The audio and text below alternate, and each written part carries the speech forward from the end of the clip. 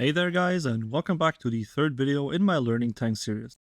Have you ever felt like you're doing everything right, but the enemy seems to be impossible to penetrate? Well, I think I know what you're doing wrong, and why things are not working out the way you think they should. But don't worry, within this video I'll show you everything there is to know about the penetration mechanics within World of Tanks. But first, let's take a look at the basics. A successful penetration is the result of the shell's penetration being higher than the effective armor thickness of the target hit. There are 4 factors that can change the penetration possibility from increasing it to making it outright impossible. These factors are, first, the normalization, second, the 2 caliber rule, third, ricochets, fourth, the 3 caliber rule, or better known as the overmatch.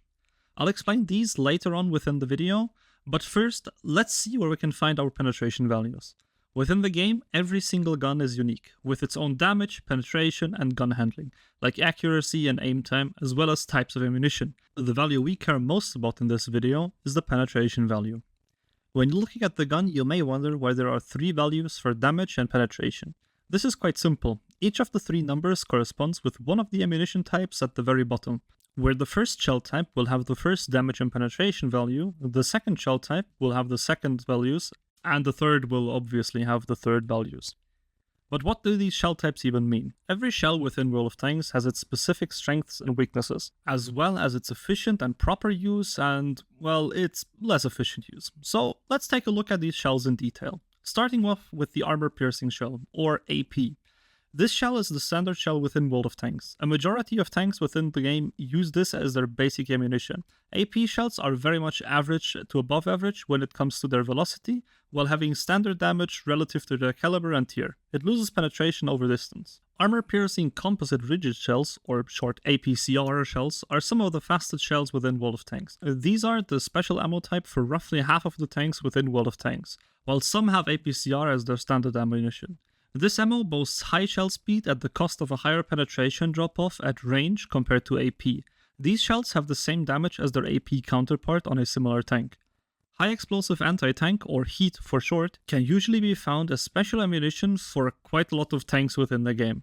It's got good penetration with the same standard damage as the other shell types, though its characteristics differ a lot from the previous shells, as it's one of the slower types of shells within World of Tanks, though it does not lose any penetration at range while having some other drawbacks that we'll cover later on.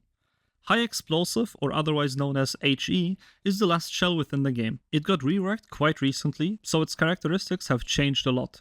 This shell does the most damage on paper, though it also has the least penetration and shell velocity in the game. It will, however, not need to penetrate to deal a fraction of its damage to enemies. A special mention goes out to the new Polish tank destroyers, as these use sub-caliber APCR shells. Starting at tier 8 and higher, these shells have a smaller caliber than the gun fired from. For example, their 175mm cannon fires an 85mm shell. These shells not only have a penetration drop-off at range, but also have a damage drop-off. They are, however, by far the fastest shell within the game as of making this video. Having an understanding of the basic capabilities of all the shell types that your tank has gives you an advantage in battle. Using the correct shell type for the correct job makes life much easier and less frustrating. For example, AP shells are great all-rounders. They're sufficient to deal with armored targets as well as weakly armored targets and work well at range.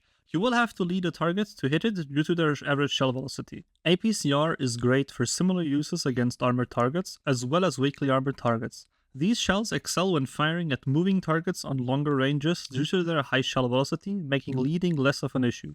Hitting a moving light tank with APCR is much easier than with an AP shell, for example, though penetrating thick armor at long ranges with APCR might get a bit harder due to the increased penetration drop-off. Heat shells are also great for close quarters combat due to their usually high penetration value, though they do work great at long ranges against slow, heavily armored targets, due to them not losing any penetration at range, though the slow shell velocity will make hitting moving targets much harder. Heat also has one extreme drawback: it is unable to shoot through otherwise penetrable cover, like brick walls, cars, or boxes on the ground. It will simply detonate on contact with these objects. HE is a great tool to take out light tanks and some poorly armored mediums, as they do increase damage but lack the penetration. They do work on flanking, but only if your knowledge about the enemy tank's armor and your own capabilities of penetration is high enough.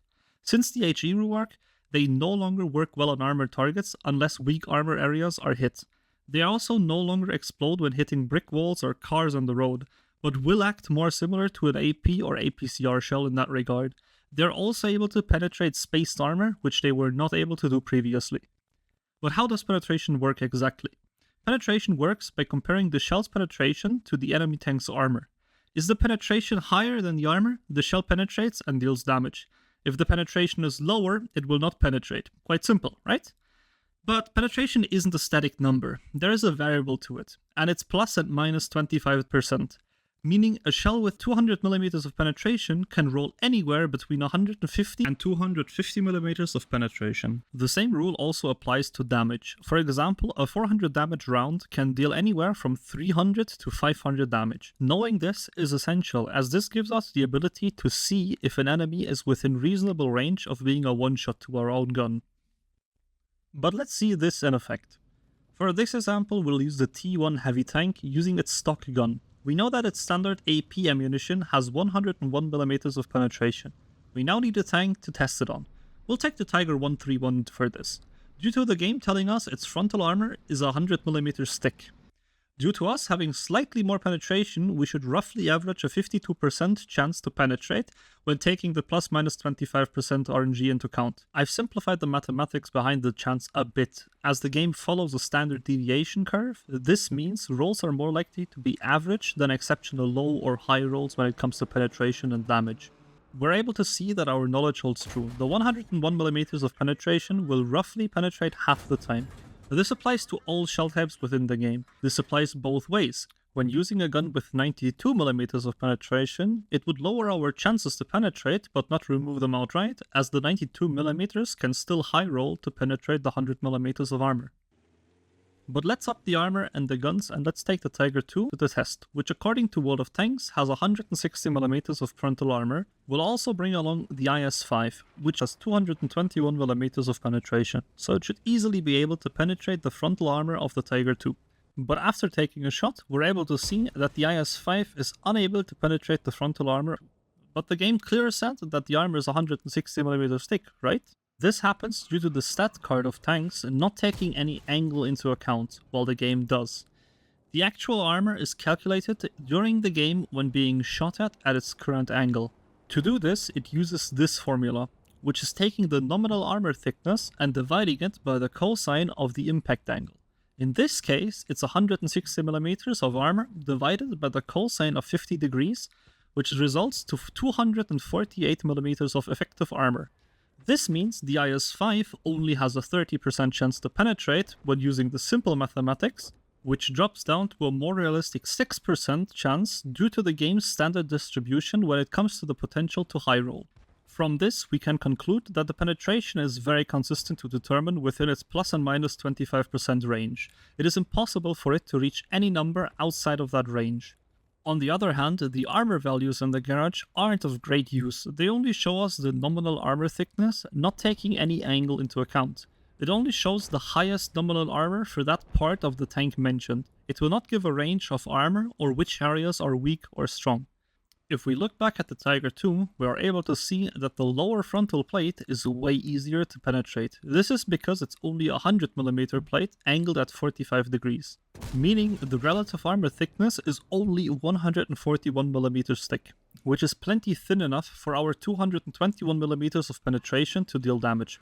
This is one of the more common weak spots on tanks within the game. Most tanks will have a cupola or a lower plate which are easily penetrated. Of course, there are exceptions, but counting up all of these tanks in the game would take way too long. Simply check out vehicles and their weak spots on websites like tanks.gg. Now that we know how armor is calculated and how damage and penetrations are calculated, we're one step ahead of the enemy. But don't get too comfortable, as this was only the beginning. Let's take a look at our first mechanic that affects our penetration positively: the normalization. This applies to all AP and APCR shells within the game. Heat and HE shells do not benefit from this mechanic. But what does it actually do? The mechanic allows the shell to reduce the impact angle by either 5 degrees for AP or 2 degrees for APCR, meaning the shell has to penetrate less effective armor, therefore having a higher chance to penetrate. So let's use an example for that. If you were to shoot a tank angled and hit with an impact angle of 60 degrees when using AP, your shot would calculate using the cosine of 55 degrees, and the APCR shell will calculate with a cosine of 58 degrees. While it doesn't sound like much, it does make things much more consistent and increases our chances, which on a 100mm plate angled at 60 degrees would make a difference of 26mm of penetration for AP and 11mm for APCR, which is roughly a 10% and 5% reduction in armor effectiveness. Keep in mind that normalization can only reduce the angle down to 0 degrees and not go into a positive again. For example, if you're shooting a plate angled at 3 degrees with an AP shell, it would simply normalize down to an impact angle of 0 degrees instead of overwriting it to a 2 degrees in the other direction. Another mechanic that improves our normalization is the 2 caliber rule. This rule increases our normalization to a new extreme. This rule applies when the caliber of your shell exceeds the nominal armor thickness by at least 2. For example, a 105mm cannon has this bonus against a 50mm plate. This mechanic holds a rather complicated formula for us in store, which looks a bit like this, where the normalization of the shell type used is multiplied by 1.4, multiplied by the caliber of gun used, and divided by the nominal armor thickness shot. This sounds fairly complicated, but don't worry, because luckily enough, you won't have to think about it too often, as this mechanic only comes into play when talking about low penetration AP and APCR guns with a bigger than usual caliber. For example, most guns have enough penetration to penetrate tanks without the 2 caliber rule in play. Using the angle of 69.9 degrees as an example, the armor value roughly triples. And for common guns at tiers 5 and higher, there aren't many 75mm guns with less than 100mm of penetration, as well as there are not existing many 152 and 155mm guns with less than 150mm of penetration. Why did I mention 69.9 degrees in specific? Quite simple, as the next mechanic is the ricochet. This mechanic makes any shell bounce that hits the armor at an angle greater than 70 degrees. Even 300mm of penetration won't be able to penetrate 50mm of armor if angled at greater than 70 degrees, due to the shell simply ricocheting off. A ricochet is above the normalization in priority, meaning once a ricochet occurs, the normalization calculation is not started. The 70-degree angle only applies to AP and APCR shells, while heat ammunition only bounces off at angles of 85 degrees and higher, while HE is not able to ricochet at all. It will always detonate on contact with a tank or solid cover like a building. Ricochets can only occur on tanks and can only bounce a single time, so sadly there's no ping-ponging between tanks. The shot will also lose 25% of its penetration power. Heat will not lose any of that penetration. Keeping the ricochet mechanic in mind is important because tanks like the STRV-103 live off of the autobounce mechanic in case they get spotted. Their armor is designed to bounce every type of AP and APCR shell within the game, with some exceptions in mind. Though they are extremely weak to heat ammunition, this is due to their armor only being angled to 71 to 73 degrees. Due to heat only bouncing at angles equal or greater than 85 degrees, it will try to penetrate. Due to the nominal armor being very low at 40mm, even the high angle will only increase it to roughly 130mm of thickness, meaning heat has no problems penetrating. The only other way to defeat the ricochet mechanic is the next one up the list, the 3 caliber rule, or better known as the Overmatch. This mechanic only applies to AP and APCR shells. Heat and HE shells do not benefit from this mechanic. The overmatch occurs when the caliber of the shell is more than 3 times the size than the nominal armor thickness fired upon. Once the 3 caliber rule or overmatch is triggered, the ricochet mechanic is removed from that shot. For example, a 40mm plate being hit by a 122mm shell will trigger this mechanic, as the shell is greater than 120mm. On the other hand, if a 120mm shell were to hit the same 40mm plate, the 3 caliber rule would not apply, as the caliber is equal to 3 times the amount of thickness and not greater. This is important to keep in mind, as having a 0.1mm bigger caliber will already trigger this mechanic in this example. This is why you always want to know the armor thickness you're up against, as well as the caliber of gun you're using. Having no ricochet chance for that shot is already a great benefit, but if we remember correctly, the 2 caliber rule also applies to these shots where overmatch is a thing, which will do wonders for you. If we take the 40mm plate shot by a 122mm AP shell with an impact angle of 85 degrees, the calculation would look something like this. The armor thickness when using the 2 caliber rule would end up at 90mm, due to our 2 caliber rule reducing the angle down from 85 degrees to 64.65 degrees. In contrast, the armor of that 40mm plate would be 459mm thick when not using the 2 caliber rule, which would be impossible to penetrate for any type of 122mm shell within the entire game. Keep in mind that APCR shells can still achieve non-penetrations in extreme cases, in which the armor is angled at extreme angles as the normalization of 2 degrees is lower than the 5 degrees of the AP shell, which when using the formula gives us a lower value than that of the AP shell. Meaning the same 40mm plate is 171mm thick at those 85 degrees, while it is 220mm thick at 88 degrees, where some guns may already struggle with that type of armor thickness. So, we've gotten this far, now it's time to talk about another armor scheme in the game and how calculations are done on it, spaced armor. It might sound even more complicated, but it really isn't. When using AP on spaced armor, you basically repeat the calculations and use all of the previous mechanics for each armor plate hit. If you shoot a 38mm plate as on this Super Pershing with a 120mm shell with a 250mm of penetration at an angle of 60 degrees, it will trigger the 2 caliber rule as well as the overmatch, though the overmatch is irrelevant due to the angle not being greater than 70 degrees. Doing our calculations, the plate would be 48mm thick. Therefore, it would subtract those 48mm of penetration from your shell, with which the next calculation will be done, where the 101.6mm plate at an angle of 42 degrees turns into 127mm of effective armor, meaning your remaining 202mm of penetration would be plenty enough to score a damaging hit. With heat, the story is a bit different, where the calculations are a bit more simple as there are no modifiers like the 2 caliber rule in play, but there's another calculation which is added, meaning the heat shell with 250mm of penetration would lose 76mm on the initial hit, leaving us with 174mm of penetration left. But on top of that, heat loses 5% of its remaining penetration for each 10 centimeters traveled between armor plates, meaning if the plate is 20 centimeters away, it would lose another 17mm of penetration, giving us a final 157mm of penetration to work with.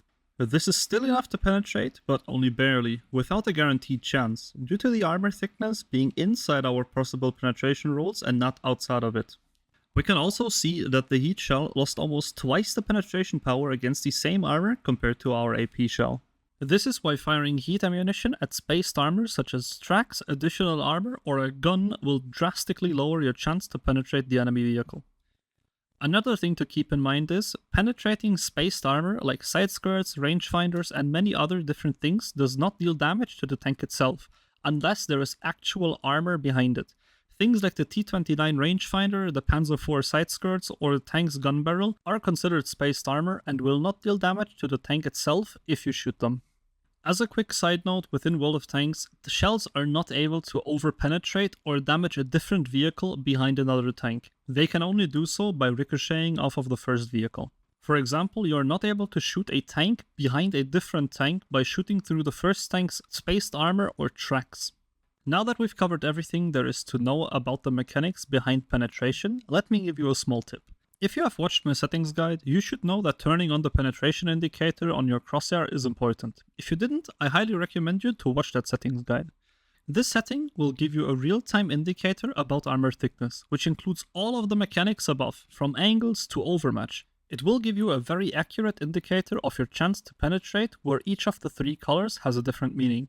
Green indicates that the point you are looking at is basically a guaranteed penetration. This works for armor thickness, angled armor, as well as overmatches. Yellow or orange shows up when having the chance to penetrate, meaning the enemy's armor thickness is within the range of your penetration rules. It could be a 30% chance, it could also be a 70% chance. It doesn't show up, but it gives you a rough idea that you have the possibility to penetrate. This is where your tank knowledge comes into play. The last color being red, which is a pretty obvious one. There is no chance to penetrate that spot in any way, meaning you have to find a different weak spot, you have to get back into cover or flank the enemy vehicle. The most important thing to know about this indicator is it is very precise, meaning it will only show the chance for the exact spot you are aiming at, and your gun is not guaranteed to hit that spot, as the enemy could be moving a tiny bit while the shell is midair, or your gun could be firing the shell to Narnia. And with that, we've gone through pretty much everything when it comes to penetration. If you still have any questions, let me know in the comments down below, as I do read them actively. If you enjoyed the video and learned something new, leave a like and subscribe to get updated whenever I upload another video. And with that, I would like to thank you for watching and take care.